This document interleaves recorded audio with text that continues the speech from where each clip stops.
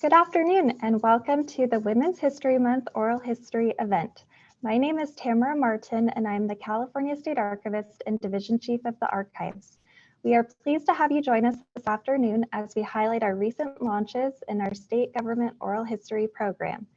This afternoon, we will have a discussion and question and answer session with the Honorable Delaine Eastin and the Honorable Becky Morgan, which will be moderated by Dr. Natalie Fousekis, Director of the Lawrence de Graaf Center for Oral and Public History at the California State University, Fullerton. We want to thank them all for joining us and extend a thank you to the California State University Fullerton team who worked on these interviews, as well as the Secretary of State and State Archives teams who worked on making this afternoon's event possible. Before we begin, I would like to mention a few housekeeping notes. This afternoon's session will be recorded and is being streamed on Facebook Live. Please post any questions that you have in the Q&A feature, and our team will collect those for the question and answer session at the end. Now I am pleased to introduce California Secretary of State, Dr. Shirley N. Weber, who will provide a welcome and introductory remarks. Thank you. Thank you, and good afternoon to everyone who's joined us. I'm California Secretary of State, Dr. Shirley Weber, and March is Women's History Month. And in celebration, I'm honored to welcome you to the launch of two new and oral histories available for research at the California State Archives from our oral history program. Today's event will feature a panel discussion and questions and answer session in partnership with California State University's Fullerton Lawrence de Graaf Center for Oral and Public History. At this time, I would like to welcome our guest, and I'm really excited about the guest that's here today because they're both amazing women, the Honorable Delaine Eastin and the Honorable Becky Morgan, and Dr. Natalie Fousekis, who is the Director of the Lawrence de Graaf Center for Oral and Public History. You know, when I became the California Secretary of State about 2 years ago, I was really excited about the fact that I was going to be in charge of the archives, that was within the Secretaries of State's responsibility. Having been a professor and a historian for many years, it was exciting to think that this would be a part of what we protect and believe in.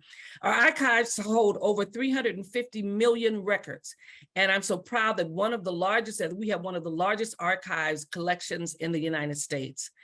With a team of dedicated staff, our state archive collections protects and provides basically access to the historical records of our state. These records include legislators, state agencies, the governor's office, California courts, local government, and records and private basically private donations at a variety of formats and with an array of topics. Our oral histories are an integral part of the historical records of the state archives. And these videos and transcripts captured the lived experience of Californians who have made history in their own way. So it gets beyond just the elected officials and the governors, and it gets to the everyday Californian who has really worked hard to build organizations, to make an impact in our schools and our society and social issues. And so it's really an amazing collection of California. The California State Government Oral History Program was created by AB 2105 in 1985 to preserve California's legislative and executive history through oral history interviews with individuals who have had a significant impact on California's history.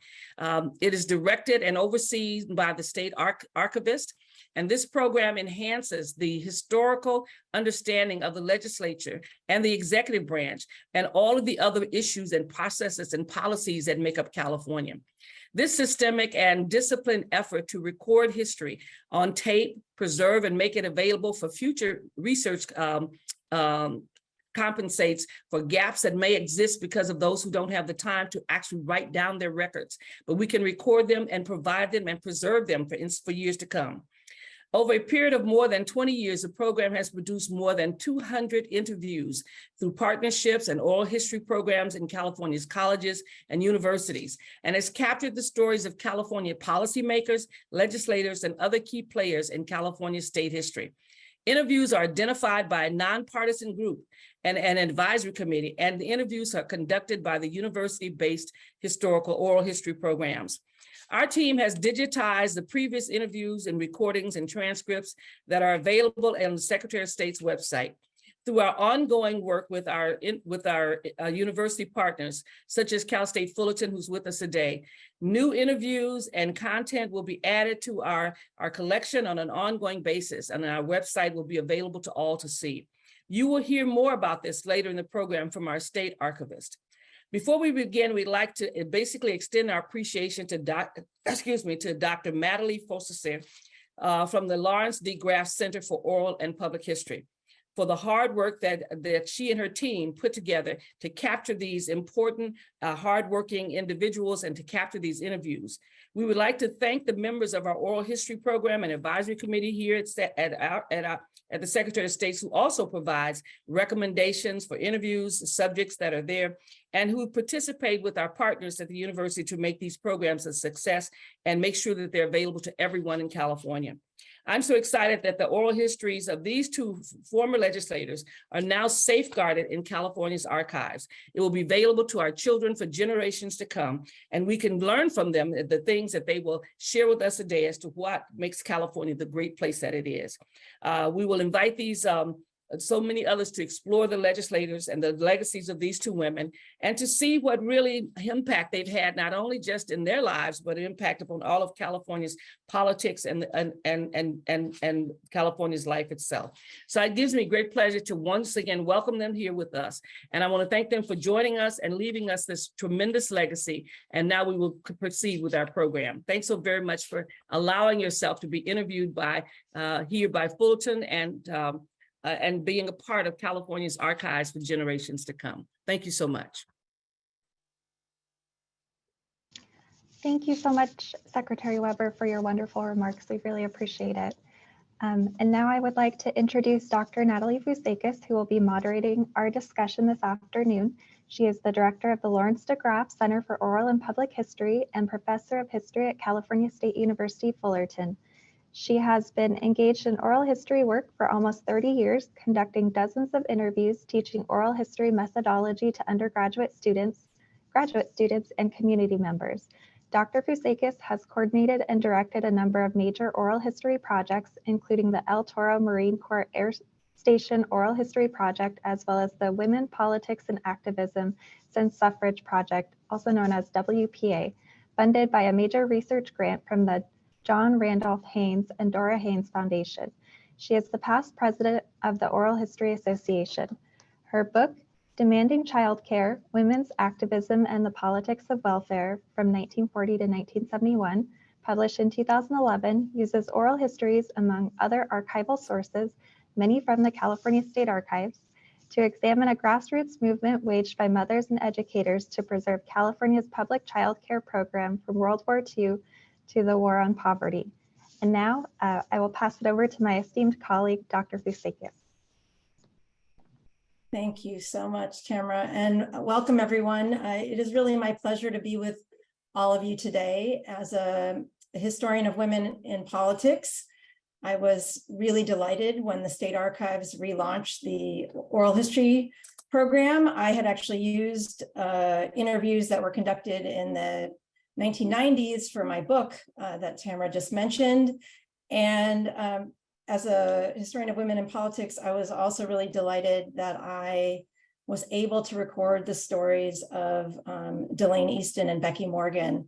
And I sat down with Delaine and Becky in November of 2021. And it was such a wonderful experience for me to get to know these two women who I knew about, but I didn't know the full details. And if this conversation piques your interest, as was pointed out, you can find their interviews online at the State Archives, and you can delve in even deeper into their personal histories. So I want to introduce these two women who've spent many years in public service, dedicated both to their communities, but also the state of California. So Delaine Eastin served, on the Union City Council. She got her start locally, as did Becky, from 1980 to 1986. She then served in the state assembly from 1986 to 1994. And then she was our first woman state superintendent of public instruction from 1995 to 2003. And Delaine has also been involved in many other issues and community work, and was also before that a teacher like me of women in politics. And the Honorable Becky Morgan also got her start locally, and she was a member of the Palo Alto Unified School District Board of Education from 1973 to 1978. She then was on the Santa Clara County Board of Supervisors from 1980 to 1984, and served as a state senator from 1984 to 1993. And if you are doing the math, you can know that both of these women were in the legislature at the same time. And I know that part of our conversation today, there will be some overlaps and shared experiences.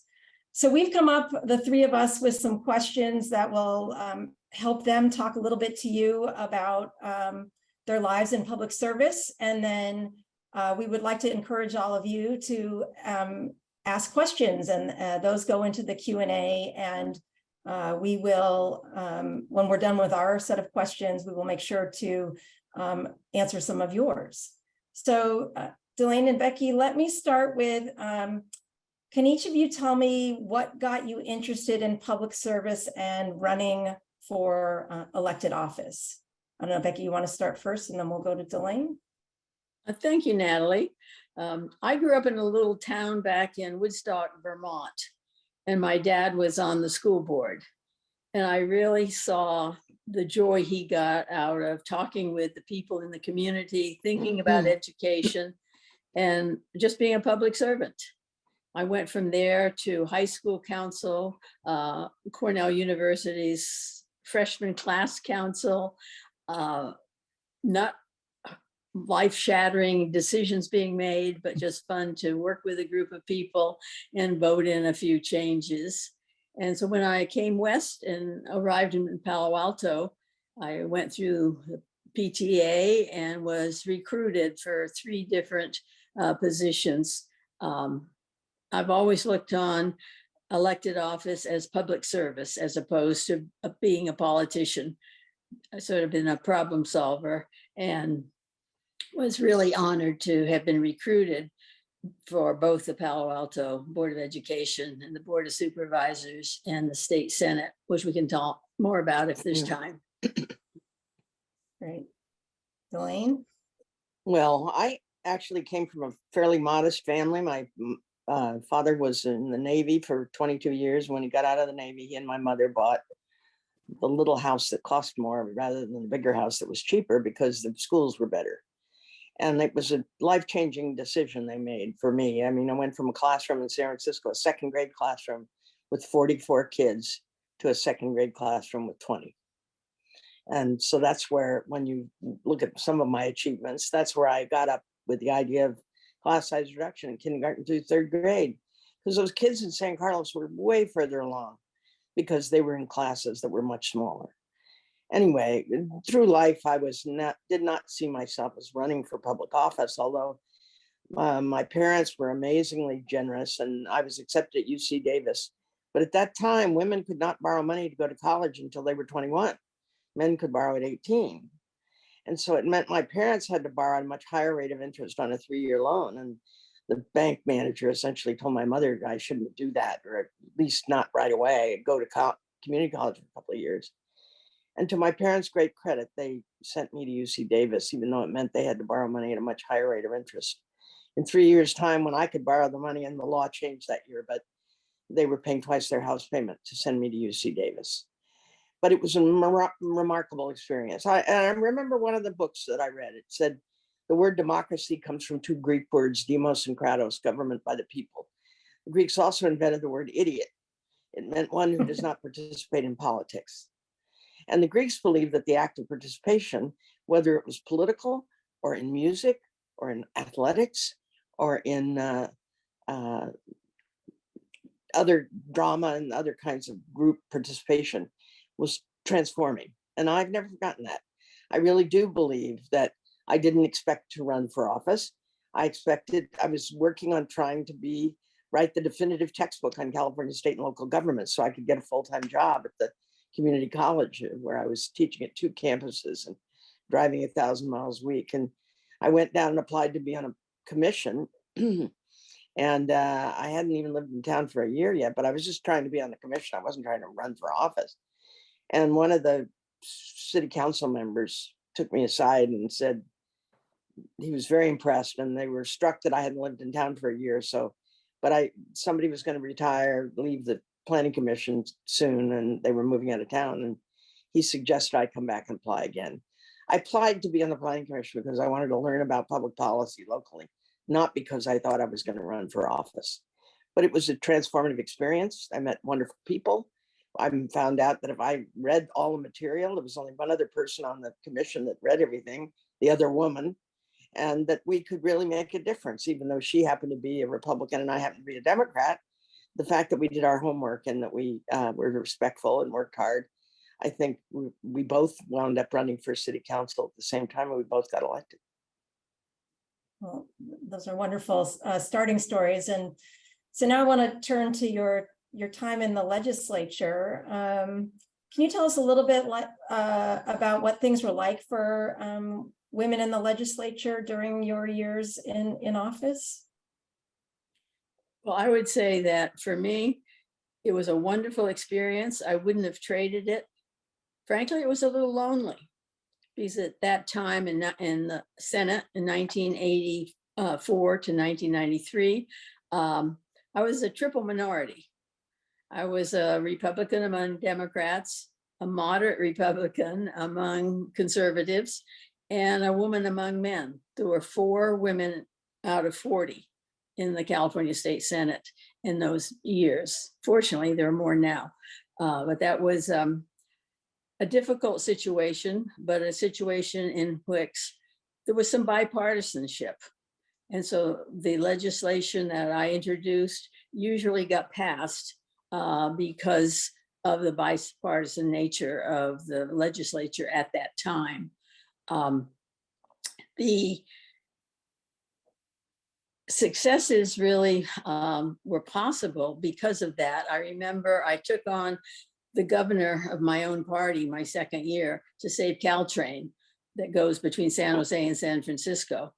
He didn't think the state should be in transit, and I knew that if that right of way was closed, it would turn into commercial and residential, and we'd never have transit on the peninsula. And so it was with, I guess, more courage than maybe a little naivete that I chose to take on that project. We succeeded, and the last vote was generated by Willie Brown, who was Speaker of the Assembly at that time. I don't think that happens today. And today, in fact, the Democrats are a supermajority, so I'm not even sure what motivates Republicans to go there. But the thing, I guess, that people remember, try as I would to work in education and transportation, it turns out I was the first woman to ever wear pants on the Senate floor. And it was a cold January morning, and I put on a new pantsuit and didn't even think about it. But I was followed to my office afterwards by a reporter, and I hate to say a female reporter, who wondered if I knew that I was a first. I'd like to be remembered for a lot of other things, but I seems to get a lot of feedback about that story. Delaine, you wanted to, I know you have, you can add to that story and more. Well, I mean, first, let me just give a shout out to Becky. She really was a leader, and she was always gracious and worked across the aisle. I think the women especially worked closely together in those days because, as Bev Hansen said to me one day, the only place in this building I think women are treated worse than in the Democratic caucus is in the Republican caucus. There were times when we figured out that if we got a few women together from across the aisle as co-authors of a bill, we were much more likely to get that bill through the House and get it signed, whether the governor was a Democrat or a Republican. And we experienced both. And so I just say that I think it was difficult. I mean, I remember in the early days there were people that weren't going to let me on the elevator because I was the members elevator and I was the girl and I couldn't possibly be a member. And they were just people that were not very astute, I think, about paying attention to the. But we were the biggest. Becky and I were in the biggest class in California history. Can you see this? Called the Capital Class. That's the biggest class of elected women in the 75 years that women had had the vote in California. 5. But I do believe that they were, even those who were before me, when I was teaching at De Anza College, and there were only a couple of women in the legislature. Leona Eglin came to speak to the part-time teachers class because she was gracious and decent and creative and hardworking. And that's what I would say. I have a lot of good friends who are male legislators and leaders in other capacities, but I will just say that I think the women did look after one another because we sort of had to, because we would be dismissed or spoken down to in some instances unless we stood up for each other. And that was powerful. And we had the Women's Caucus, which didn't meet often, but did meet often enough that we got to know each other as human beings and could talk with each other on the floor or in our offices about different pieces of legislation that we were hoping to get passed. And the occasional insult that we experienced, but we kept our senses of humor. And so. And I know, Delaine, that you and all the rest of the women came to Becky's support when she wore the pants onto not to bring up the story that has made you famous again, Becky. Yeah, it was so shocking that they would actually, so a man could wear a kilt. Why can't a woman wear pants? I mean, come on now, let's get serious. Because there had been men on the floor in kilts. And of course you could wear them on the assembly side, but and I really do believe that some people were trying to dismiss it as unimportant. But at one point the speaker called us the lipstick caucus and all hell broke loose. The women were just furious.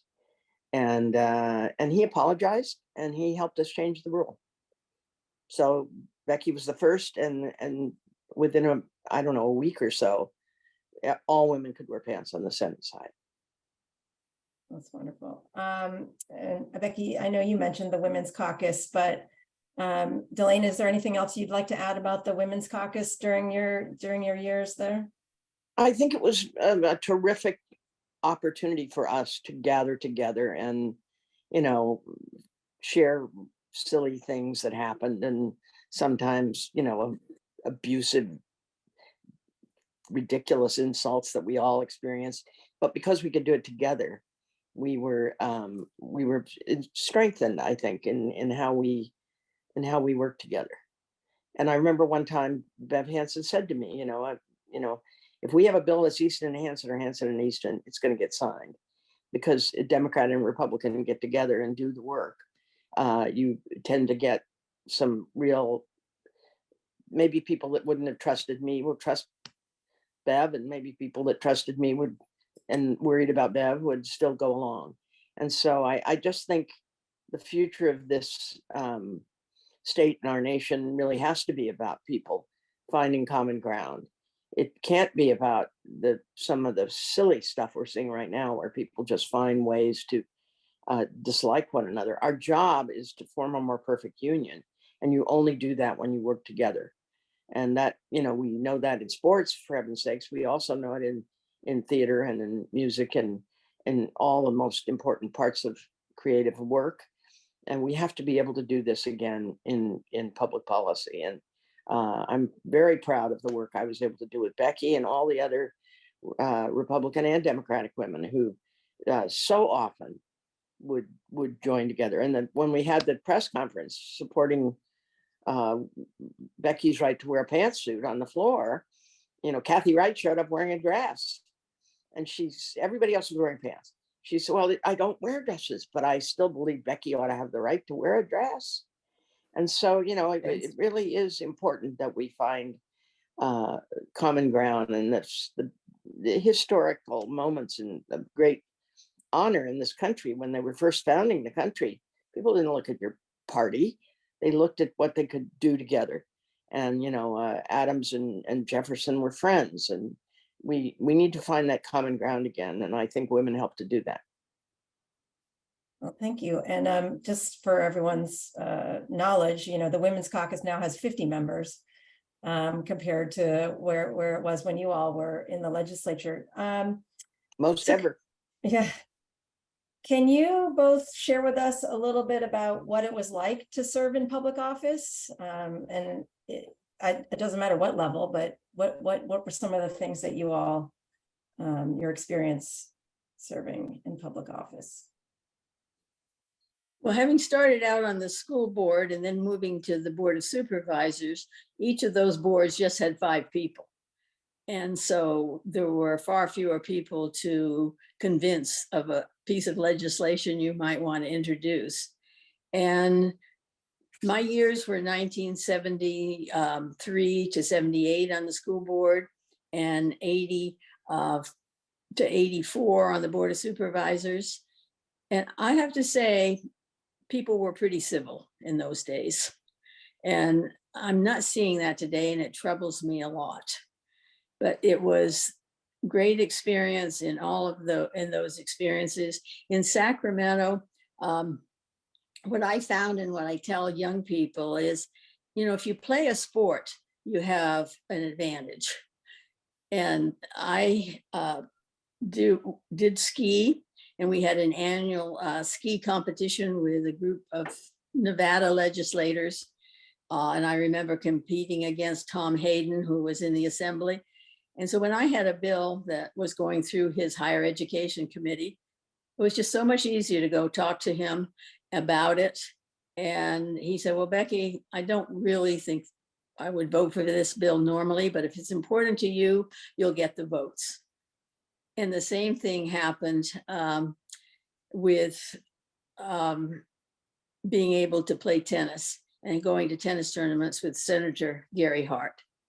And he ended up being chair of the education committee, and I was the vice chair. And we worked together very well. And so I say to young people, if you play a flute or piano or whatever, I think that's absolutely wonderful. But being a part of a sport somehow gets you more experience with the men of the world. And they are often needed and were needed in my years in the legislature to get some of the legislation passed.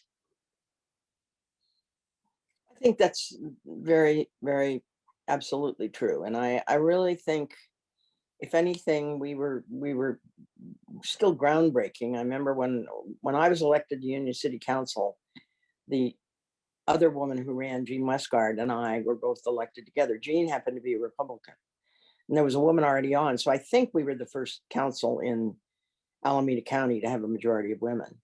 Like we were the Board of Supervisors, and sorry to interrupt, but in Santa Clara County, when I was elected, we had 3 women. Yeah, I think that's true. And so in the end, I think learning, that people can be dismissive of you. I remember the first budget hearing we went to, I had gone through the budget, and one thing I'll say is the women do their homework. Not all the men do, frankly. So I had gone I would through agree. it, and I had asked some questions, and one of them was, why, and we just had Prop 13 passed, so it's 1980, and we've got trouble. We're trying to cut costs because Prop 13 hurts local government a lot. And so I said, what is this $7,500 charge for laundry at the fire stations?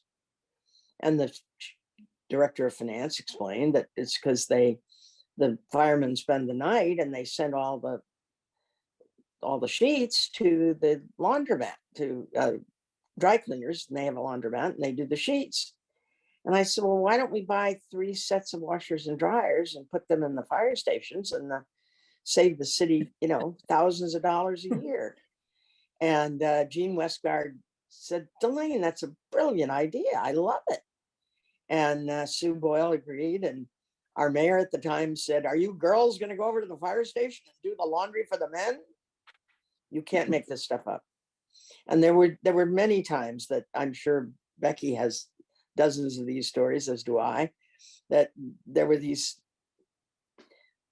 offhanded insults that I think many of them learned not to do. And in fact, I've met a lot of women who were the spouses of men who made gaffes and said, I thank you for straightening my husband out, or thank you for straightening that conversation out. So I think what's really important is that we are serious about this. This is really important work, and it is the people's work, but don't lose your sense of humor. Keep a sense of, energy and acceptance, and help people to find their way. Because many men don't understand some of the ethics that women have because of the way we all are raised differently. And it's becoming, I think, less dramatic in the current era than it was when we were growing up. But nonetheless, and all the more, I really do believe that we need to help the young people to learn to work together for the future of this state and every single community in this state, as well as our nation. It's if you have the good fortune of serving with good people, and we all make mistakes, so everybody's going to make trip and stumble. But the fact is, most of the people that run for public office are good people. And to the extent that we can find common ground and learn to work together, we get more done at a lower cost and with more sense of celebration about what we're doing. And that's what we need in America. We need a sense of common ground. But Mark Twain said the problem with common sense, not very common. And so, I think it's really important that we have local governments and state governments and national governments that look like the people, and that have had a variety of different experiences, and that can help us to understand how to move the ball forward without hurting anybody, but with a sense of energy and inclusion for everyone. Natalie, I might just pick up, if I could, on what Delaine was talking about, the women being helpful to one another. When I was elected, I was the only senator elected in 1984 that had not had experience in the legislature. And as I said, I was a Republican at that time. I've since gone independent. The party left me, but I had my seatmate, because there's 2 by 2 in the Senate in the seats, and my seatmate paid no attention to my arrival, gave me no ideas about the process. There wasn't orientation in those days because there weren't enough of us. And so it was Diane Watson, an African-American woman from Los Angeles, a Democrat, that came over to me and said, "Do you understand what's going on here?" I said, "I don't have a clue." That was my very first day there. And so she explained about the book and how the legislation was written and how you voted. And today it's all by computers, of course, but that's just another example how the women helped each other. And I was most appreciative. Yeah, Willie Brown used to assign me the freshman women.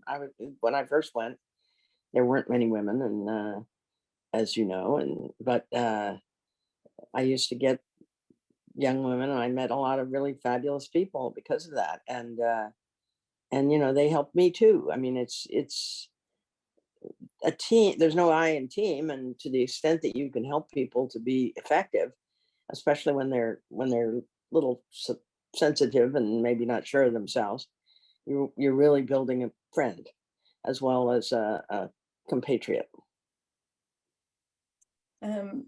Our next question that we all came up with was, how did you work across the aisle to get things done? And I think you all have touched on that a bit already.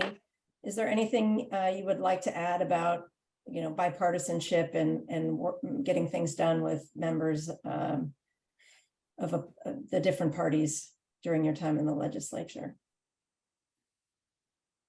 Well, I think the fact that women have different experiences than men, and it's going to change even going forward. But the fact is that we do, realize that if you're smart enough to be able to be a firefighter, you can probably run a washing machine. That if we can find ways to make sure women and men are treated with respect and given an opportunity to participate fully in a variety of different enterprises, and that's athletics as well as music, it's theater as well as dance, and in the end, I think we've seen, especially Becky and I, we've been around a while, and we've seen some big changes. But the truth is, we still have a ways to go, and we still have to make sure that women can feel like anything is possible, that they can, in fact, walk and chew gum at the same time, and that they can be parents and elected officials and run companies and unions and enterprises and nonprofits and be cabinet officers. And I mean, when we were growing up, both of us, there were very few women even visible at certainly the national or the state level. And often, they were diminished or we both heard people 100 times say, I can't remember who said that. I think it was Joe Blow over there, when it was the woman who said it, but we were often invisible. And I think when you have more women, they'll stand up and say the person who said that was, and graciously, recognize the achievements of people, not based on their party, but based on their accomplishments and their contributions and their observations. And that really opens a lot more possibilities going forward for us as a state and as a communities. Look at Santa Clara County, where Becky was on the Board of Supervisors. I mean, that is the birth of the Silicon Valley, is that time. And having good leadership, and the county did have good leadership, having grown up on the peninsula and having, watched what was changing around the Bay Area. I mean, it's one of the reasons that California became the richest state in the union was the commitment of the people in Sacramento and locally to education. That was the magic thing we did. You don't get a bunch of geniuses in Silicon Valley who step up and do this work unless they got a good education. So, whether it's woman or man, whether it's left-handed or right-handed, it's the fact that we have to remember that there are certain basic values that we have to stand for. And I said years ago, and my husband at the time observed what he thought was a brilliant statement, and I've been using it ever since, but budgets are statements of values. Never forget that. So when you have people saying, I care about education, but then they don't contribute to education, the one thing I will say is, working as chair of the education committee eventually, the women stood with me on getting the kids an education, but many of us had grown up in California. We were part of California when it was 5th of the 50 states, tied with New York in per pupil spending. When I finally lost my mind and ran to be state superintendent, we had dropped to 47th. And who helped me? It was very bipartisan, because the women get that education is the thing that got us here as women. Because, in order to achieve in this world, a woman, the old saying is, a woman has to be twice as good as a man. Fortunately, that's not hard, but it is hard. And education is one of the things that helps women to define success for themselves. And that's really the home of the Silicon Valley and the home of Hollywood are here because of education. I'm sure of it. There were two pieces of education that I introduced that no man seemed to have had an interest in. And I think women do sometimes have a different perspective. I think we could see that, as Delaine was mentioning earlier, if you're in a class of 40 second graders, it's very difficult. And so I introduced legislation to say that the classes would be no more than 20. Well, there wasn't enough money to do that in all classes, but we were able to get, at that time, 13 million, which seems like a pittance today, into the budget. And there were classes that were reduced from 27, 30, 35 to 20. thanks to Gary Hart, the Democrat chair of the Committee on Education, who had been a teacher and was helpful in this. And I had teachers come up to me later, even though most of the funding went into social,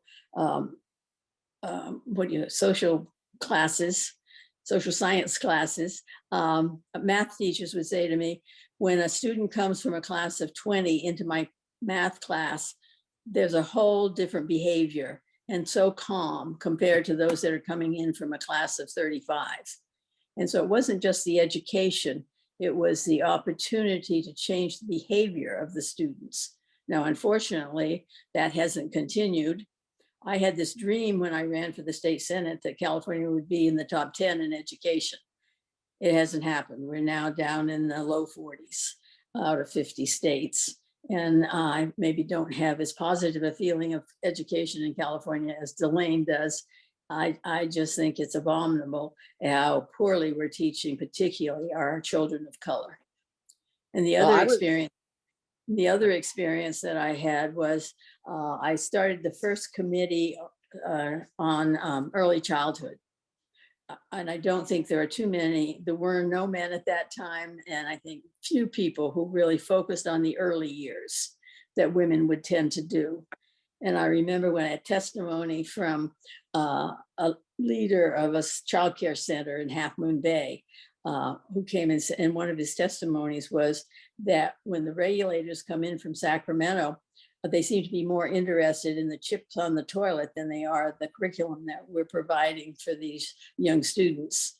And so those are changes, I think, that particularly the interest in early childhood that women can provide that men hadn't been thinking about.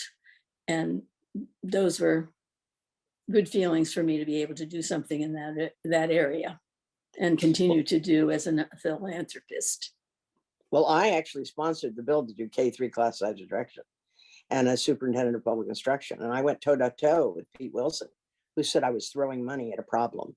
But what was important was there were so many people. Becky was a great author, and she obviously made it a bipartisan effort. But, you know, Pete Wilson was absolutely dead set against it.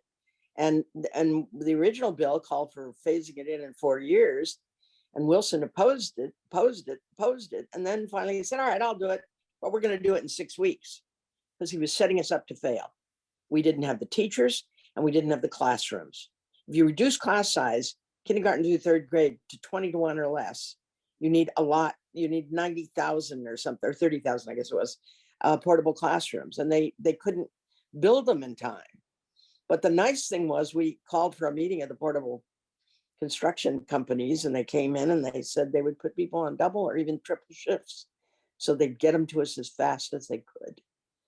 And you know, again, we had a lot of teachers that started the class size reduction in the cafeteria, or over in one of the rooms that was supposed to be for music, or one of the rooms that was the stage in the cafeteria or whatever. The fact is, we made it work though. And I know people to this. A woman stopped me on the street a couple of years ago and said, "Are you Delaine Eastin?" I said, "Yes." She said, "You never know, you know." But she said, "Well, I just want you to know, you added 8 years to my teaching career." I said, "How did I do that?" She said, "I had 34 kids in a second grade class, and I went home, and after the first week and told my husband, this is the first time in my life I didn't learn all the children's names by the end of the week. 34 second graders is just too much. So I'm going to teach 1 more year, and then I'm going to take early retirement." And because the next year we did 20 to 1, she stayed 8 more years. I'm sure you met many people like that, Becky. I mean, there were just so many people who told me. Kids that are now grown have come up to me and said, "I understand you had something to do with class size reduction." Well, you know, it was not rocket science. If you can't lower the class size in every grade, and then the unions initially wanted us to do that, just lower each class by 2. Well, it's not as impactful. That's not effective. No. So when you do the K-3, which is where they're getting their training wheels off, learning to read, learning to write, learning to, socialize, and so many other things, but I also supported preschool. I mean, you know, I just heard on NPR, 6 months ago, they said the average first world country in the world spends $4,600 a year from 0 to 5 per student. America spends $500 a year per student. And yet those are extremely important years when you're, you know, and if you're lucky, even my blue collar parents read to us and sang to us and took us to the library every week. They were special people, but a lot of kids don't get that exposure. And I just think it's really important for us to understand that the beginning years are really the foundation of life. It's like if you don't pay attention to the foundation of a house, it's not going to last very long. Foundation of learning is absolutely essential. So we have one more of our questions, but I also want to make sure that we get in some of the questions from people who are listening to this really engaging conversation. So how about we'll answer a few of theirs, and then if we have time for the last question that we all came up with, we can come back to that. Does that sound like a good plan to you? Sounds you good. two? Great. Okay, so what advice would you give your younger self that you wish someone had given you when you were starting out in public life?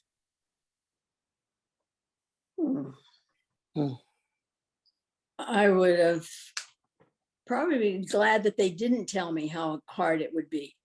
The fundraising in particular.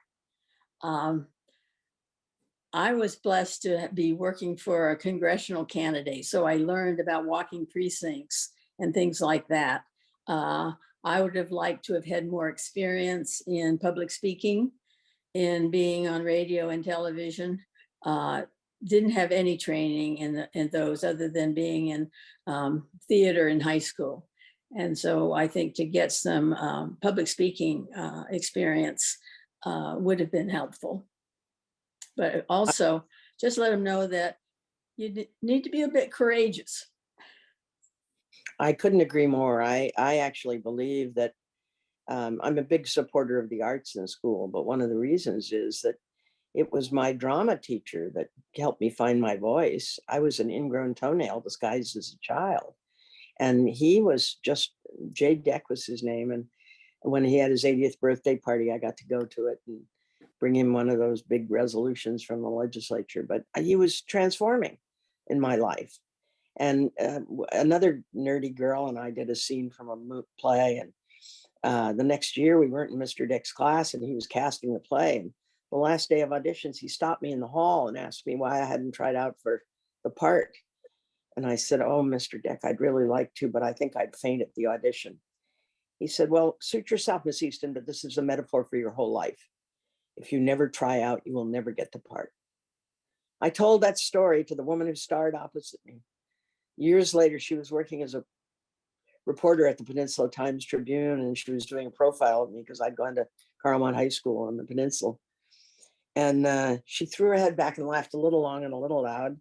I said, "I don't think it's that funny, Nancy." And she said, "Oh my God, Delaine, Mr. Deck stopped me the last day of auditions and told me it was a metaphor for my whole life." I'd almost forgotten it. But I think we don't really realize that life isn't about any one subject. It's not about being successful in only one area. That life is something you learn by doing. And so you learn to write better when you write more, and speak better when you speak more, and work with other people. You learn to work with other people because you had that experience. And I just hope that we will recognize that it's important to have occasions for learning, that children can take some risks and try some different things that they might not have tried. Because I really do worry that we might miss an Einstein or a Mozart or some other amazing artist or author or whatever if we don't do more to inspire people to participate. And that's really, I think, true. A lot of girls do feel intimidated, and for whatever reasons. And I just think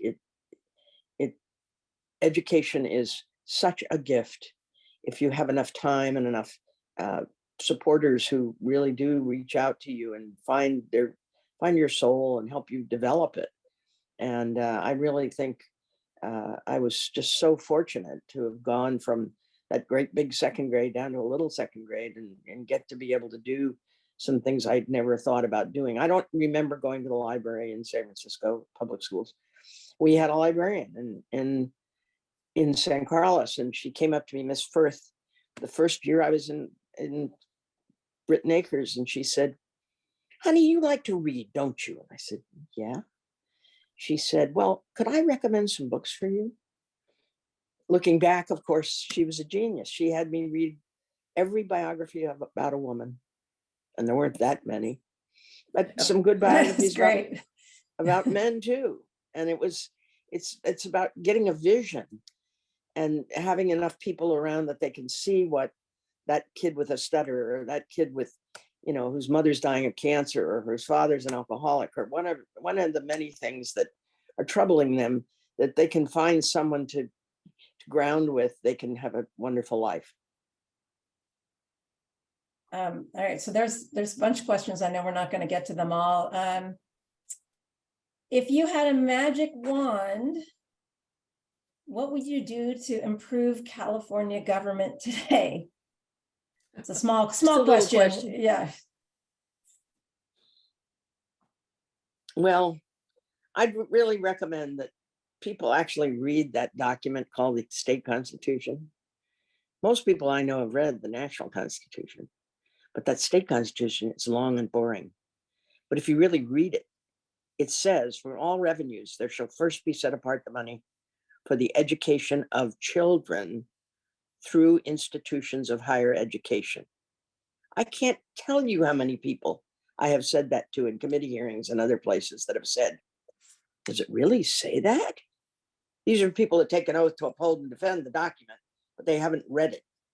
And I will just tell you that I'm a fanatic. There's no doubt about it. But I think the most important single thing we do is educate our children.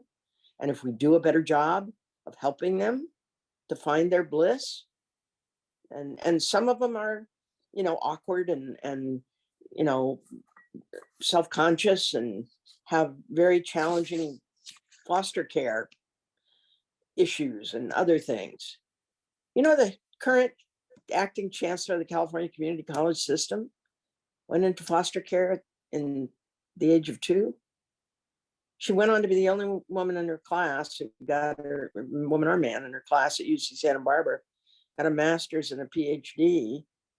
in 5 years. I was her dissertation advisor. But I'll just tell you, what a gift to know this woman.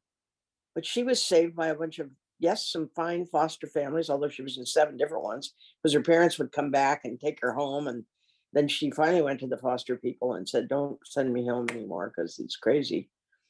But she wound up, because of some amazing high school teachers and some other teachers, she wound up having a chance to really make a difference. Remember, less than half of the foster kids graduate high school. Right. So I'm just saying, she's exceptional, but there are lots and lots of people who, if you really look at their story, the difference, the defining moment where they really made a big contribution, whether it was to their families or their communities or their state or their nation, or to science or to mathematics or to the arts or whatever, athletics. One of the defining Natalie, things let was me build. education. I'm going to perhaps end on something that's a little controversial, but I think all parents should have a choice in where their children go to school.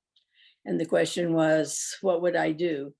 And I would make sure that our charter schools continue, so that parents, because the applicants to charter schools are primarily people of color. And these are the people that I feel so strongly that we're failing. And that the school should match the needs of the child. And so I really hope that we can continue to have choice in our schools, and a choice in many other things, but that's not the issue today. But what bothers me is there's so much talk about homelessness and all the potential problems. I don't hear anybody talking about the role of education in dealing with homelessness. People in many cases are homeless because they can't find a job. They can't find a job because they don't have the education that qualifies them for the job. So to me, part of the homelessness solution is improving our educational system. Here. I second that. I served on the board of a charter school that operated out of all the Job Corps centers. These were the very kids who are being kicked to the curb. And we were able to save a great many of them who went on to have marvelous futures because they got good educations. But, Right. you know, they struggled to keep going, and thank God they were able to be, you know, housed in the centers for kids that were in trouble. I just will say, I think we need to make sure that we have education as the priority that the state constitution says that it should be. And I don't Right. like hearing that I think we're doing better than we were at one point, Becky. I think, having said that, New York is number 1 and we're like number 11 is the last numbers I saw. And having said that, you're living in the most expensive state in the union, which is number 1 in per prisoner. Why did they just dismiss and say, well, of course we're number 1 in per prisoner. We're the most expensive state in the union. We should be number 1 in education, and it should be the children that have, you know, I mean, I wrote the Deaf Education Bill of Rights bill because I ran the schools for the deaf and the blind. And I really realized that a lot of these kids are not, they can't go to the school for the deaf or the blind because they live up in Wairika or Tracy or somewhere, and their parents don't want to send them away. So we have a lot of kids that are at a real disadvantage because they have a disability. And yet, when you think about some of the people in this world that have had disabilities that have made amazing contributions, we I'm, just have to make sure that we make education a priority.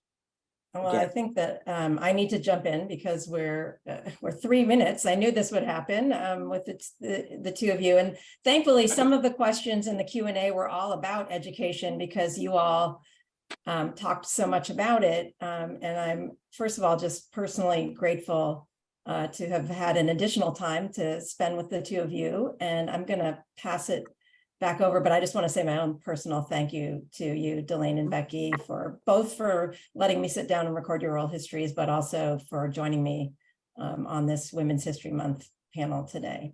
You're very and I'll welcome. give it to Yeah, you, thank you Tamara. for inviting us. And I'm honored to have been with Becky as well. She's a real rock Thank you, star. Delaine. Made such a difference. Nice in to our see you again.